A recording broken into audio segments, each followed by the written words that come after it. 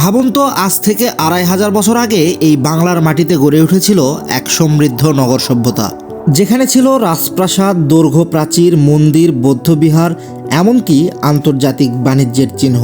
হ্যাঁ, আমি বলছি উত্তরবঙ্গের ঐতিহাসিক স্থান মহাস্থানগড়, যা অবস্থিত বগুড়া জেলায়। এই মহাস্থানগড় বাংলাদেশের প্রাচীনতম নগর সভ্যতার নিদর্শন হিসেবে পরিচিত।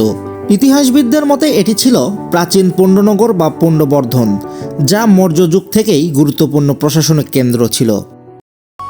ধারণা করা হয় খ্রিস্টপূর্ব 3য় শতাব্দীতে সম্রাট অশোকের শাসনামলে এই অঞ্চল গুরুত্বপূর্ণ নগর হিসেবে গড়ে ওঠে। এখানে পাওয়া গুরুত্বপূর্ণ শিলালিপিও প্রমাণ করে এই অঞ্চল ছিল মৌর্য সাম্রাজ্যের অংশ। মহাস্থানগড়ের চারপাশে 1.5 কিলোমিটার দৈর্ঘ্য এবং 15 মিটার উঁচু প্রাচীর রয়েছে। এই দুর্গনগরীর ভিতরেই ছিল প্রশাসনিক ভবন, মন্দির, প্রাসাদ ও বসতবাড়ি। এই গড়ের পাশ দিয়েই বয়ে গিয়েছে করতোয়া নদী।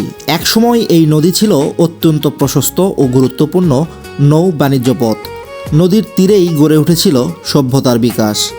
মহাস্থানগড়ের আশেপাশে আরও অনেক গুরুত্বপূর্ণ প্রত্নতাত্ত্বিক স্থান রয়েছে। আমরা কিন্তু এখন সেই পথেই হাঁটছি, আর আমার পাশের যেই ভিড় দেখতে পাচ্ছেন, এটাই সেই প্রাচীর, যেটা ছিল প্রায় 1.5 কিলোমিটার দীর্ঘ এবং প্রশস্ত ছিল 15 মিটার। আসলে এই প্রাচীরগুলো দেখলেই বোঝা যায় যে আসলে এই যে মহাস্থানগড়, এটা কিভাবে প্রোটেকশন তারা করে রেখেছিলেন, কত বড় বড় প্রাচীর তারা দিয়ে রেখেছিলেন। আবার উঠতেছি উপরে, মানে খুঁজে পাচ্ছি না কোথায় কি, আবার সেই অনেক উপরে উঠতেছি। এখন দেখি কি দেখা যায় এখানে। ও বাবা, এখানে তো মনে হচ্ছে শেষ কলার বাগান। এখানে একদম কাঁটাটার দিয়ে ঘিরে দিছে, যে দেখেন কত উঁচা। গোবিন্দ ভিটা, জাহাজঘাটা, পরশুরামের প্রাসাদ এর ভিতরে অন্যতম। সেই সাথে রয়েছে খোদার পাথরের ভিটা। এছাড়াও এখানে রয়েছে একটি সমৃদ্ধ জাদুঘর, মহাস্থানগড়ের প্রত্নতাত্ত্বিক জাদুঘর, যেখানে সংস্কার করা হয়েছে প্রাচীন মুদ্রা, মূর্তি, অলংকার ও নানা প্রত্নতাত্ত্বিক সম্পদ, যা মহামূল্যবান।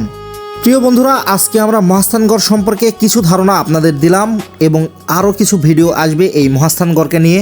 আপনারা যদি ভিডিওগুলো দেখতে চান, অবশ্যই আমাদের পেজটি ফলো করে রাখবেন। আরও দারুণ দারুণ কিছু ঘটনা আপনাদের সাথে আমি শেয়ার করব ইনশাআল্লাহ।